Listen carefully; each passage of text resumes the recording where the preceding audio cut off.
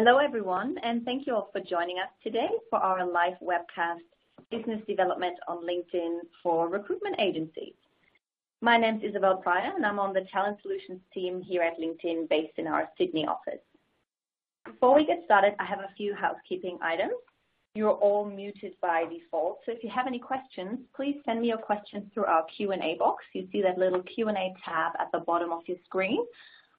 Send me your questions throughout the presentation. I will ask our presenters at the end of the session. We have a dedicated Q&A session at the end, so we'll definitely make some time for questions then. And most importantly, we will be sending the slides from this presentation as well as the recordings from today's session to all of you via email. So keep an eye out in your inbox in the coming days, and you can share this webinar with your teams as well. And I'm happy to introduce you to today's presenters, Andrew and JP from our team here at LinkedIn Sydney. Hi, guys. Thanks for joining us. Thanks, Isabel. Thanks, Susie. Can you please introduce yourself, explain a bit what you're doing here at LinkedIn, and then get us started? Thanks, Susie. So my name's John Paul, or JP as I'm known. So my background is I'm a former recruiter of 3 years within the accounting and finance space. And I work with recruitment and search firms here at LinkedIn. And have been here at LinkedIn for the best part of 2 years now. And my name's Andrew. I'm one of the senior account executives here, and same as JP, same as most of us here at LinkedIn in the recruitment space. We had 3 years of recruitment experience, both here and in the UK, and now work with agencies to help them build their brand on LinkedIn and use LinkedIn more effectively. So the agenda for today, and what we're going to go over. So we're focusing on business development on LinkedIn for agencies. And so what we're going to go over is, first of all, an introduction to LinkedIn, an overview as to what we're trying to build here, and then also an understanding as to where that can help you. We're also going to show how LinkedIn can help with businesses and focusing on 3 key things. So how we can help businesses hire, market themselves, and sell. And then the third will be looking at how we can use LinkedIn for business development. Now, the methodology we showcase for this is what we call build, engage, and recruit, and I'll go into that in that time. And then the final piece will be a product demonstration of LinkedIn Recruiter and how you can leverage that for your business development purposes. And finally, we'll have a Q&A at the end to go over anything that you want to go over. So first and foremost, just to give an overview as to LinkedIn, all of you know and have a profile and are used to being in the platform, but I thought it would be useful to go over what our actual vision is for the platform, and that comes back to what we call the economic graph.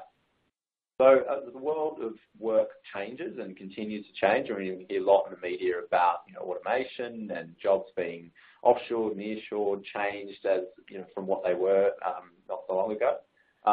What we're trying to do is essentially connect the world's professionals to make them more productive and successful, and to create economic opportunity for every member of the global workforce. Now, as a part of that, and to help us achieve that vision, what we're looking to do is build what we call the economic graph.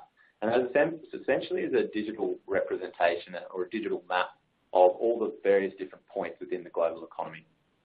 So what that looks like is we're trying to map all the members, companies, the jobs at those companies, the skills required in those jobs, the schools that have been attended to achieve some of those skills, and the knowledge that's been acquired at those schools. So as we map this economy, a digital economy further and further, obviously the graph will get larger, the platform will get larger, and it'll also give you more ability to leverage it for your own purposes in terms of recruitment. So placing candidates, working with more clients, and also sourcing candidates for your own companies as your companies continue to grow. So to go over the numbers, LinkedIn now has over 467 million members globally. So to put that into context, just in the ANZ space, we're now looking at over 8 million in Australia and almost 1.5 million in New Zealand. Now, on top of that, one of the key shifts over the last couple of years has been the change in the number of jobs advertised on LinkedIn since 2013 to now. So we can see an almost 10x increase of the number of jobs advertised on LinkedIn globally. And the reason I wanted to show this is to show how LinkedIn has transitioned not just from a platform for people to professionally network with one another, but increasingly as a place for people to advance their career. And a key portion of that, obviously, is having jobs live on there advertised. You probably have noticed that yourselves, or have even investigated that yourselves as an agency. But this is going to continue to be an increasing trend as we go forward. So how can LinkedIn help with businesses? So if you think of LinkedIn, there are three core pillars for why a business would be on there in the first place. Now, the first one is for those companies to hire people for their own companies, or market their services or products to a consumer base or a B2B base, or third, to sell certain products across the platform. Now, as recruiters, we do a bit of all three, and we're in a unique and exciting position, JP and I, to actually help you across all three of these if you become a client, because you're looking to hire people, candidates for your clients, candidates for your own businesses. You're looking to market your services across the platform as well, and you're looking to sell your services or additional the services within that. So you guys are in a unique position to be able to leverage LinkedIn to the full extent.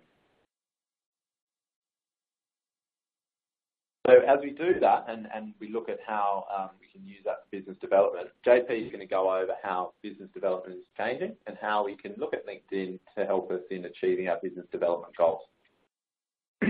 Thanks, Andrew. So we know that consumer decision-making, whether B2B or otherwise, has changed dramatically over time.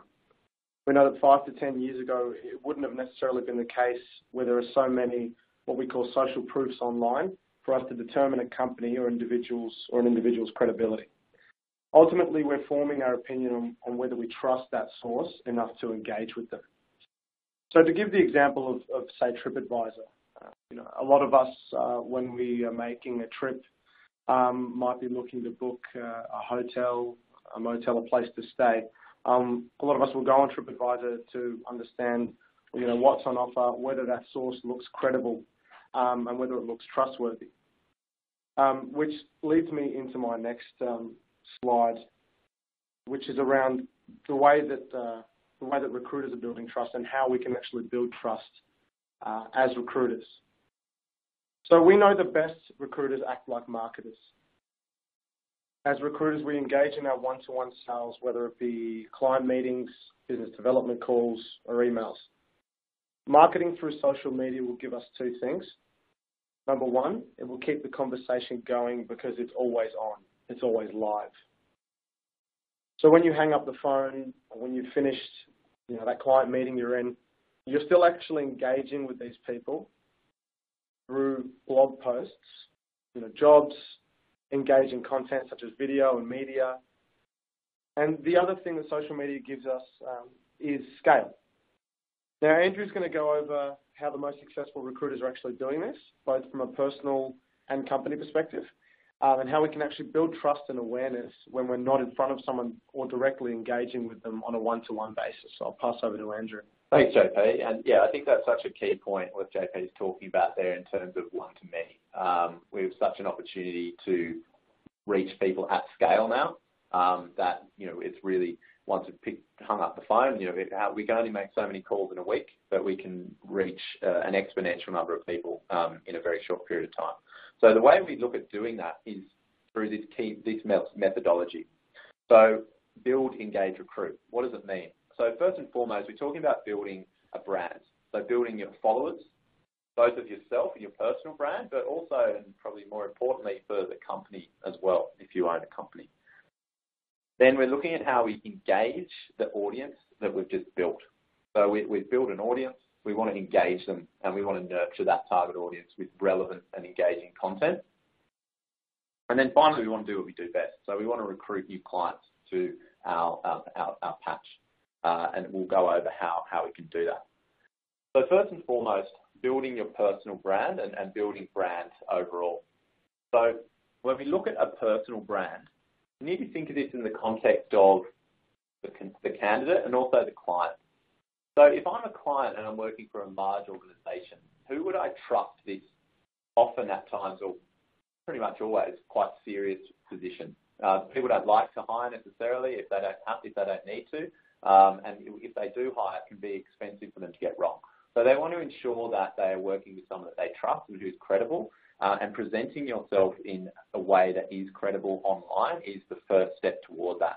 And we can see here with the Xavier's profile as an example, he's done a fantastic job of being able to tell a story about his experience and also the market in which he is recruiting in. And that's through a combination of the detail of his profile, the picture he's chosen, and the activity he's generated and engaged with to show and help show that he's a thought leader within his particular vertical and that he's a very reliable recruiter within his market.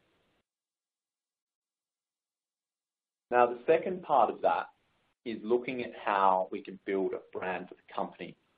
So the company is obviously the place where your consultants work, and it's a brand that they can leverage themselves to improve their own conversations or to help them get their foot in the door.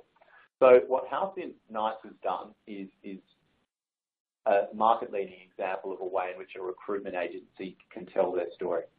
So what they're looking at here is they're positioning themselves via a career page, which is an advanced company page that they've paid for, and they've embedded it with enhanced imagery, video, pictures, storytelling and copy to tell why they are one of the market leaders in the executive IT search and recruitment space.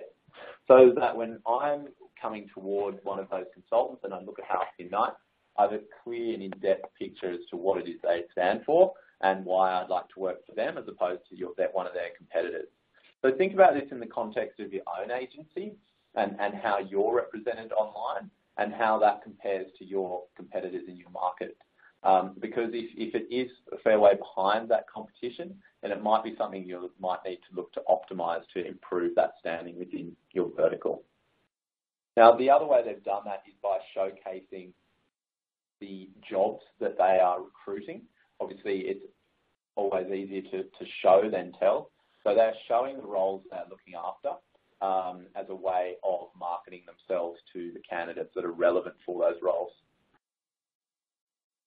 So once we've built that audience, JP is going to take us through how we then engage a target audience and why that's beneficial. JP. Thanks for that, Andrew. So the question is then, how can we engage our targeted audiences on LinkedIn?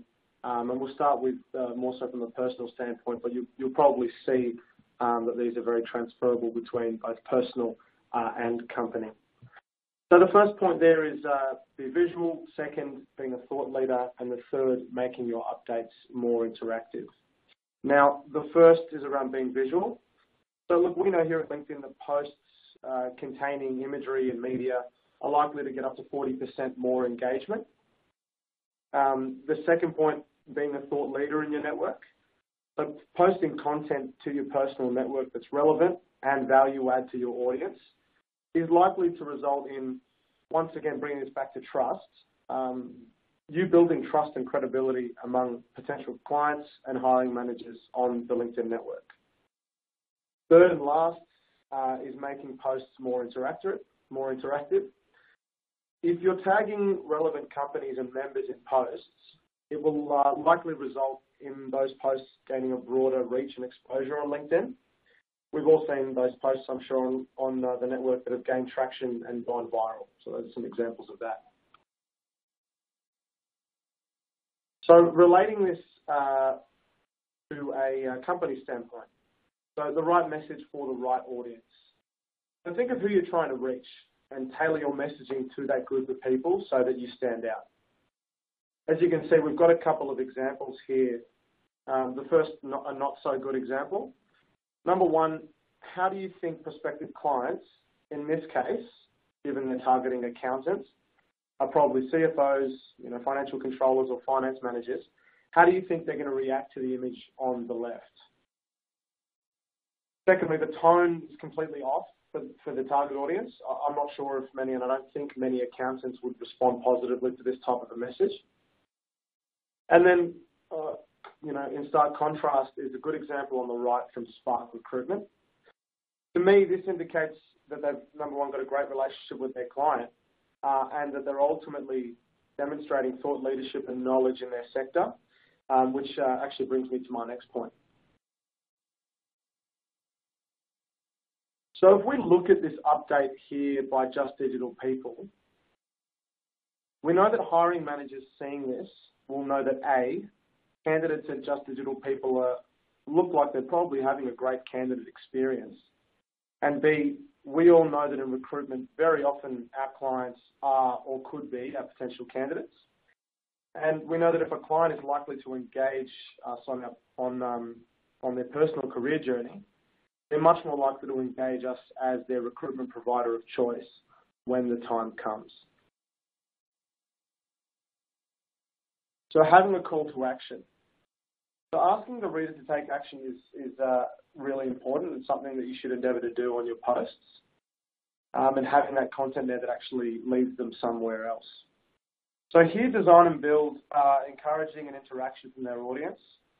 Once again, as I mentioned before, social engagement will lead to more views on your posts, particularly from those outside of your network. And to give you an example of that, so design and build are in the construction space. If a construction hiring manager was to like or share this, it's going to spread to their networks, who are more likely to be within the same space. So ultimately, that's going to build your brand within your vertical or verticals.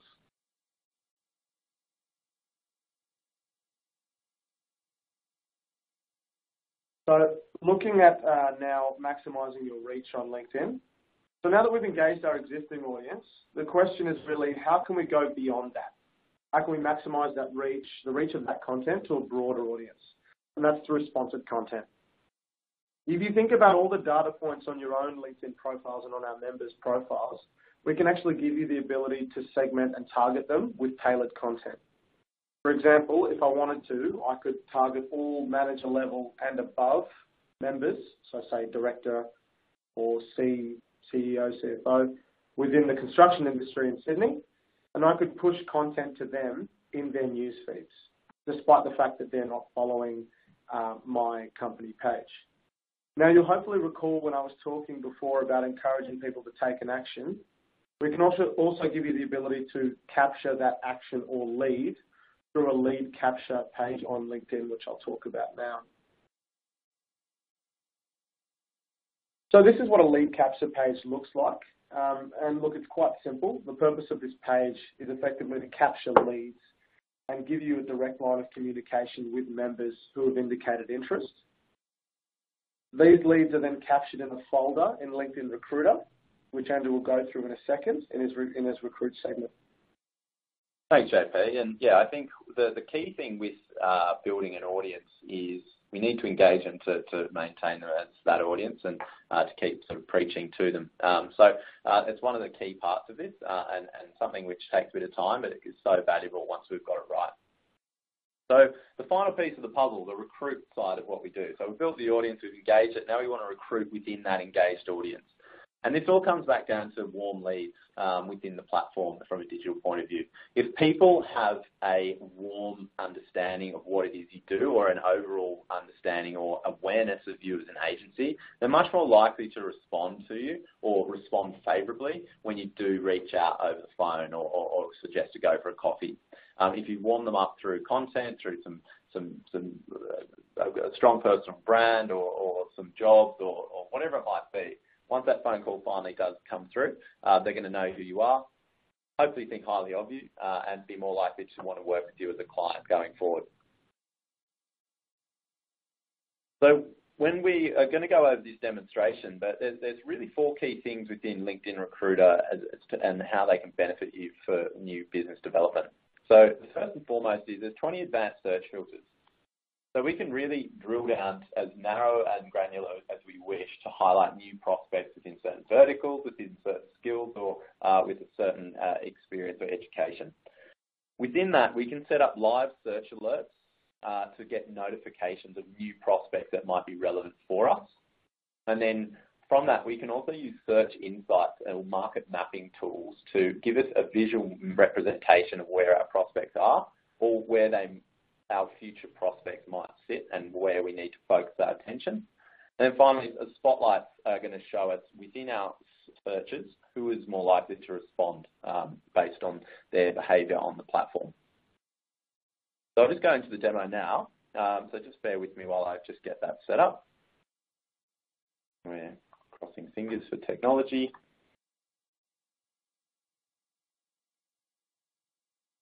And there's just a bit of a lag on the, so just give this a moment and it's just loading up now. Great. So here is the LinkedIn newsfeed, and this is mine. And so the recruitment, the recruiter that I'll be using is obviously attached to my individual page, but it is owned by the company. So in this case, by LinkedIn. So same for you as an agency, it will be owned by your agency and provisioned to a user, so that anyone that receives any communication from your consultant via recruiter will still come through as an individual, not as a company. So if I have recruiter, I've got this icon up here, and as I click through to recruiter, it will take me into our homepage. So this is where we manage our activity for our searches. And so you'll notice here I've got alerts, which are those notifications I mentioned before from saved searches. I've got upcoming things that I need to do if I've set that. And then I've also got alerts on people I might want to hire based on previous views of profiles, projects, and then also who's viewed my profile recently. So obviously for me, this is all over the place because I do lots of demos and in lots of different verticals, but for you, it'll be a bit more targeted. Now, in order to search, this is one of probably the main differences between LinkedIn.com and Recruiter. We can see we can search in 4 different ways. So we can look at job title, keyword, or Boolean. So some of you might have a number of Boolean string searches saved in a Word doc.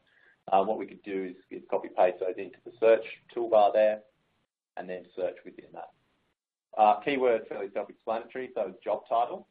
Ideal candidate is a new feature, and that gives us the ability to search on an individual candidate or client and build a search based on people like them. So, if you've got a great client that you love working with and you want to find similar people that you could work with in the future, you type in the client's name, LinkedIn will build a search, and then pull up a list of people that are similar to that. So if we just look at how the searching works, I'm just going to show you a quick search here, and we'll notice how it's pulling up trending job titles. Now, I'm just going to show you that, and then I'm going to actually pull up a search which I've done before, so I can show you how it works in a saved search capacity. So in the save, what I'm going to do is come into my saved search tab here, and then in here is a search I've saved earlier.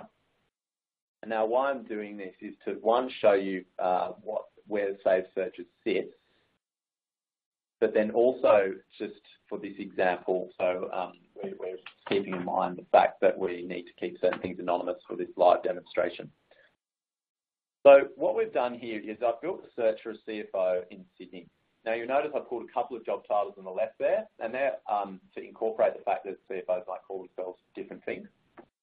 Now, there's a few things that we can do here to focus this on a business development point of view.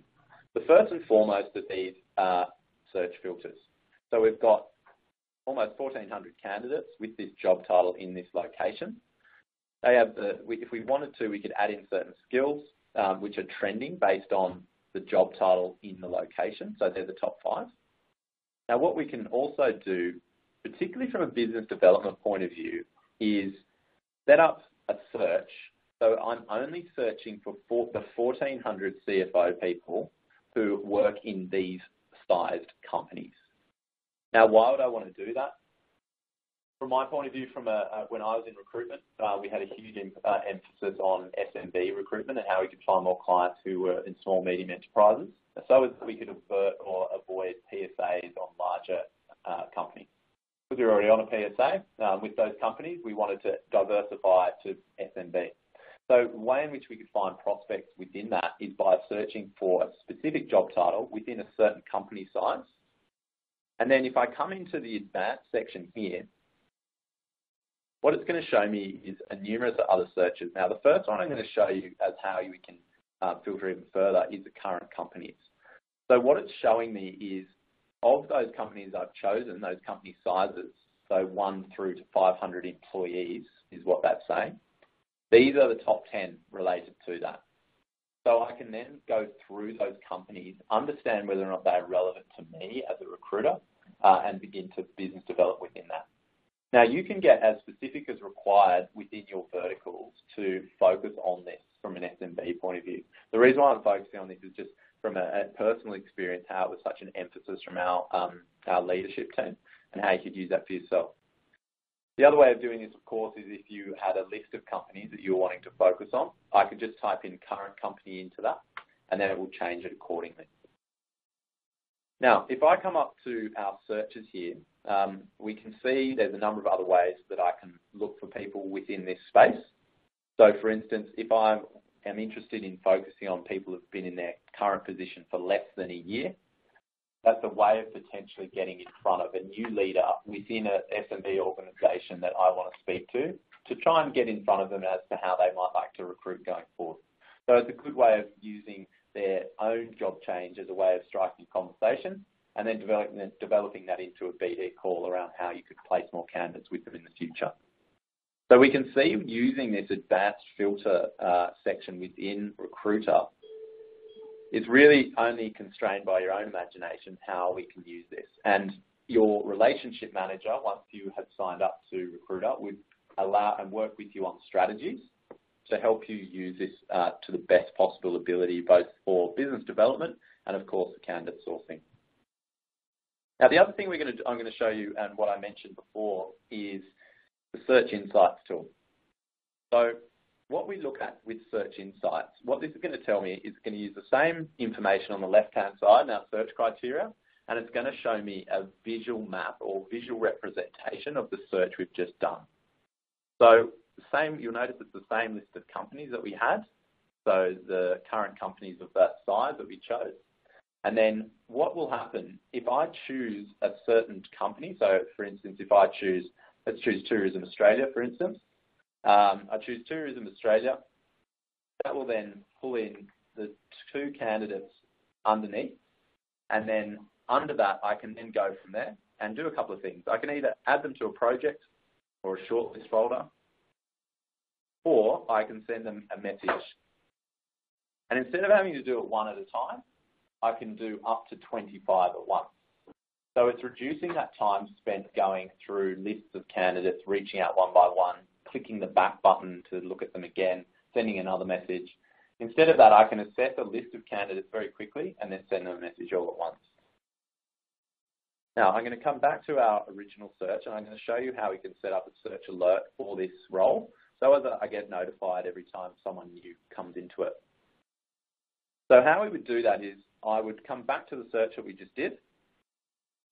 I would then hover over this ribbon and then hit Save Search As.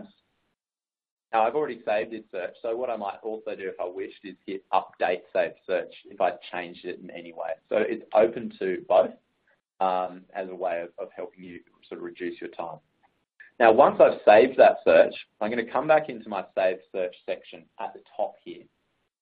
And what that's going to show me is a couple of things. So first and foremost, I've got the search itself here where it says CFO Sydney. Now, if I click on CFO Sydney, that'll take me back to what we were just looking at. So that'll take me back to those 1,400 clients. Now, if on that right-hand side there, I've got something saying one new. So what that means is since I set up this search, there's one new candidate has fit the criteria that we stated. So they're a CFO in Sydney at that company size. And then if I click on that, it will only show me the new person that's relevant to the search. So that's how we can set up a saved search to alert us to new candidates in real time that are relevant to your market. And this is obviously very important for clients and keeping track of clients. So if we think about it in the context of advanced filters, I can set this up around their years they've been in their role or their skills or their job title. And so when they move into certain roles or into certain companies, you'll be alerted to that. And then you can follow up with them accordingly to talk about whatever sort of candidate you want to place with them or what services you can provide to them. So now we've done that. Let's say, for example's sake, we're happy with these 25 candidates at the first page. So what I'm going to do is select all 25 I'm going to then add them to a project folder. That project, which I said before, is called CFO Sydney. And then from that, by adding them to that, I've essentially added all 25 to this shortlist. Now, this is, again, very important when we think in the context of saved searches. If I've gone through and assessed all our candidates, and I've added, say, 25 to a project here and 25 there, and I've disregarded some here and disregarded some there, once I've done that and assessed them and reached out to them and done whatever else I needed to, coming back to the saved search, all I really need to know going forward then is the new people. So it reduces the fact that I don't have to trawl through LinkedIn anymore for candidates. I'm just looking at the new ones within and then assessing them for relevancy. Now, I've added these candidates to a project folder. So what does that look like? If I jump into Peter's profile, we can see a few things. So first and foremost, we can see a timeline of activity now. So he says that I've added him to a project. Now, that's important because if I'm in the future looking at Peter and I don't have any context as to why or no notes or information, then it's difficult for me to assess where we were at if I haven't done my due diligence or my data entry. More importantly, though, in the future, in your team, if your colleague also has a recruiter license, they can see this as well. So they can have the context of what you've been doing on Recruiter as well and know not to step on your toes or reach out soon after you have. Now, at the top here, we can do a few things. So one, we can add notes. What's interesting about Peter? Great experience, member of CPA, follows Stanley Siegel. So that is something which I can use as a way of ensuring that I remember what it was we discussed, and I can use that in the context of my conversations in the future. Now, if I click into our project folder, that will show me a list with him, along with those other 24 candidates I added. And within here is where we can really sort of assess our candidates and start to build a pipeline. So if we scroll down, we can see Peter in the project folder. And we can see a few things that are relevant to him. We can see the icon of the eye, which is showing that I looked at him a moment ago. We can also see the note. So give me context straight away. Then what we can do as well, if we want to, if I want to track Peter around LinkedIn and be alerted to every change he makes to his LinkedIn profile, I can click this star button and it will send me an update every time he changes his profile in any way. So we've got our saved searches on a bulk of candidates based on our criteria.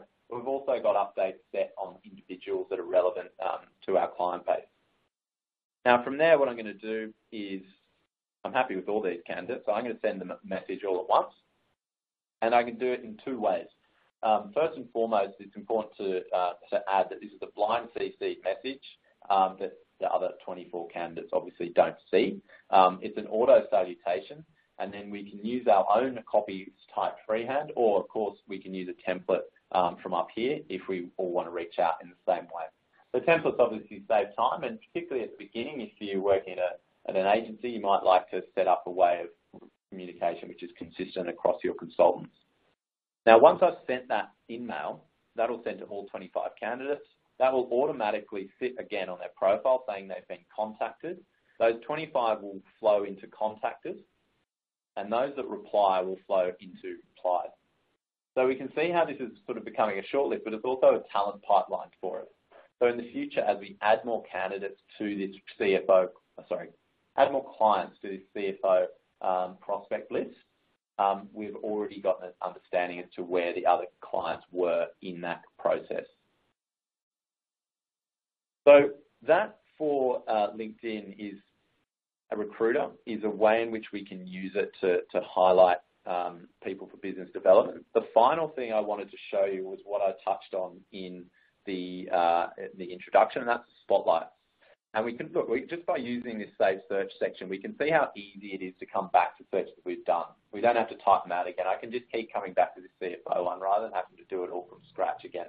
If some of you got very particular Boolean strings, then you could see how much time it's going to save you, because I can just save them all at one time.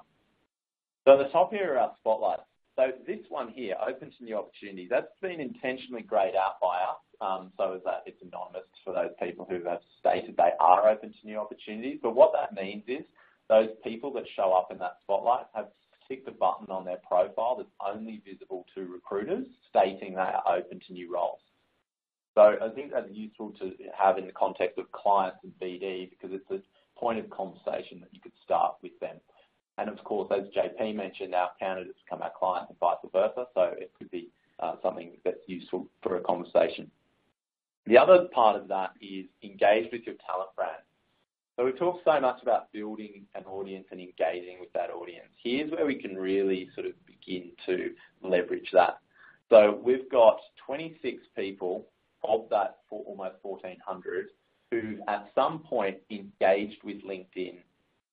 So that means they've followed LinkedIn as a company, as you can see with Anna, or they've liked, commented, or shared an article via the LinkedIn company page in the past, or they've applied for a job with LinkedIn. So if you think of that in the context of your own businesses, if a candidate, or even more importantly, a client is engaging with your company page as a follower or engaging with the content you've shared and they're showing up in this search for your BD, that's a low-hanging fruit. So that's 26 people I can speak to immediately before I even start going through and assessing the other prospects. And again, if we use our volume map tool, we can get to those 26 very quickly. So you can see how by building an audience, engaging with that audience, and then and nurturing it, it's not just for a big number of followers at the end of the day. It's actually leverageable and a lead that you can track and follow and communicate with via your recruiter.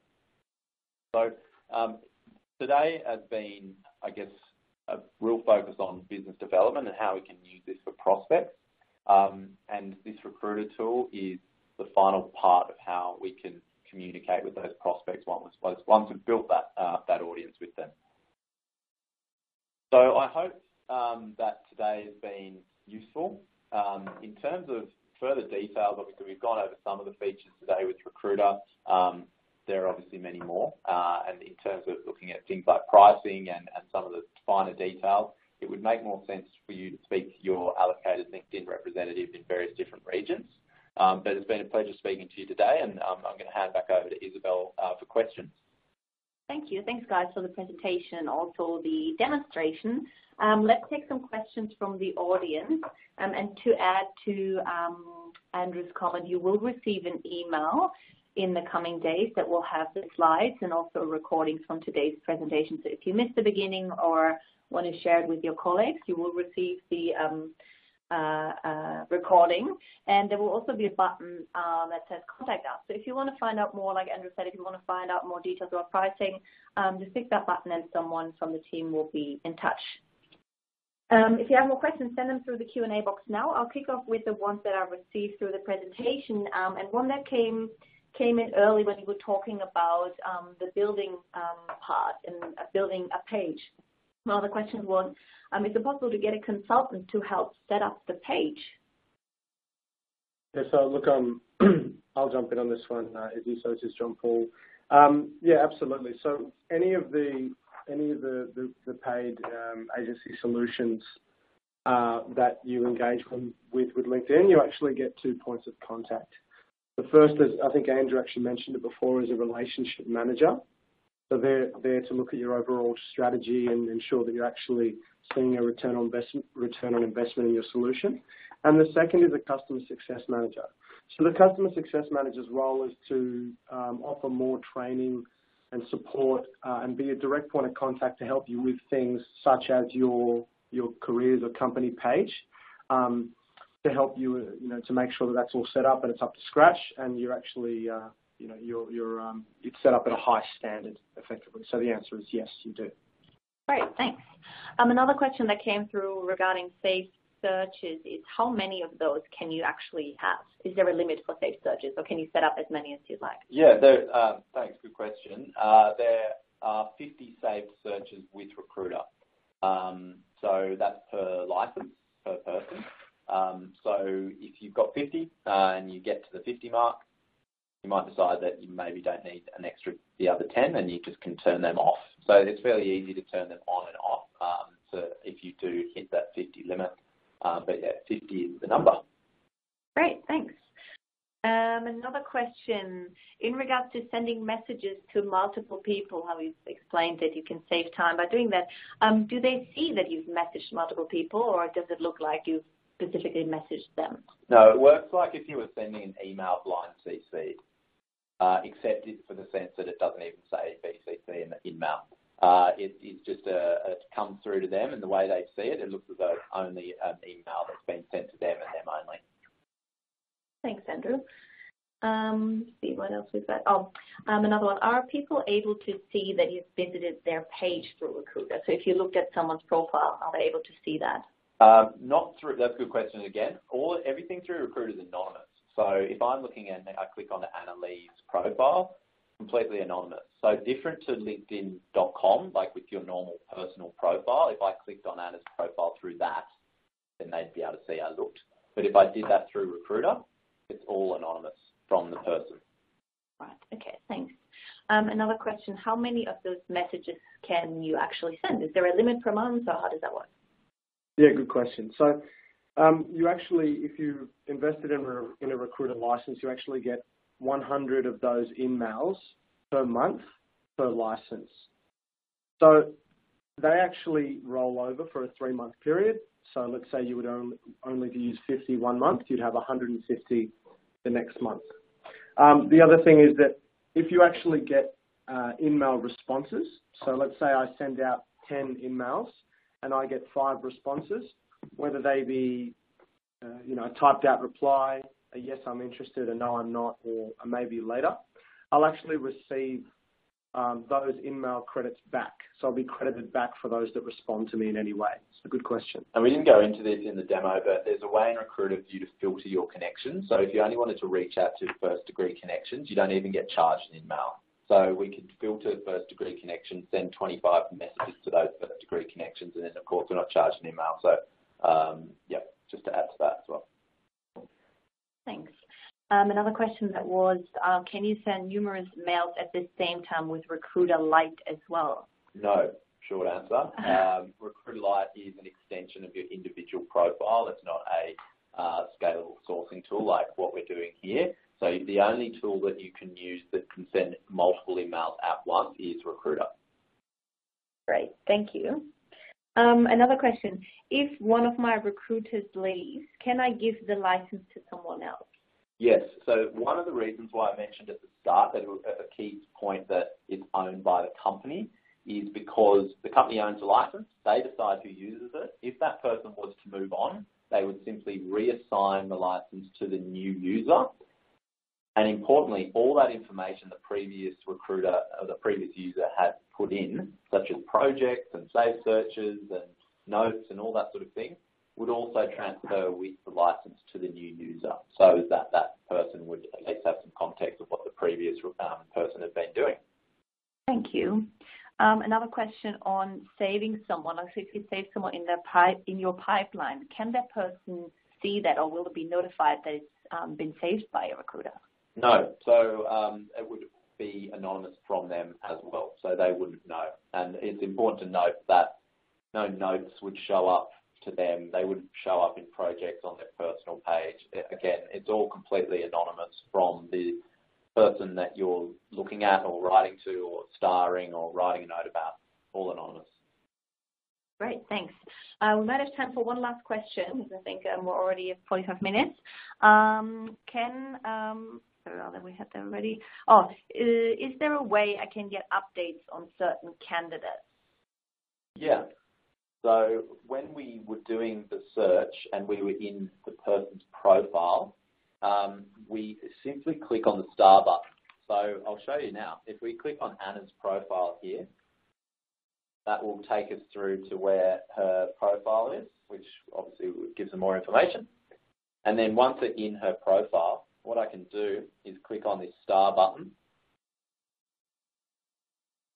Once I've clicked on that star button, anytime Anna changes her profile, I'll get an alert to say that she's changed it. So it could be as much as if she changed a comma in a sentence. So you want to be sparing in how you use this and only use it for your A-star prospects.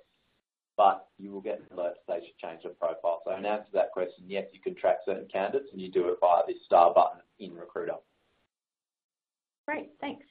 Okay, because I had this question come through a few times, can multiple users actually use one of these licenses? Can be shared? Yeah, so the answer to that is no. It's a one license per user model. So yeah, the short answer to that is no. We've just seen some other, I believe a couple of people asking questions around pricing, as I'll let Izzy mention. Yeah. So just wanted to say that again, people that joined a little later, we will send out the recording, so you can watch it again and you can watch it from the beginning. And look out for an email from us and you will have the opportunity to get in touch. And someone from our team will then reach out to you and you can speak in more detail, specifically to your agency, how you can best utilize it, what the costs are, and any other questions you might have. Because I know we didn't have enough time to go through all the questions. But thank you so much for sending through all your questions. I hope you liked today's sessions and you'll join us again soon. And thank you, Andrew and JP, for this great webinar. Thank you. Thanks, Izzy. Thanks, guys. Thanks for joining. Always a pleasure. Bye. Never a chore.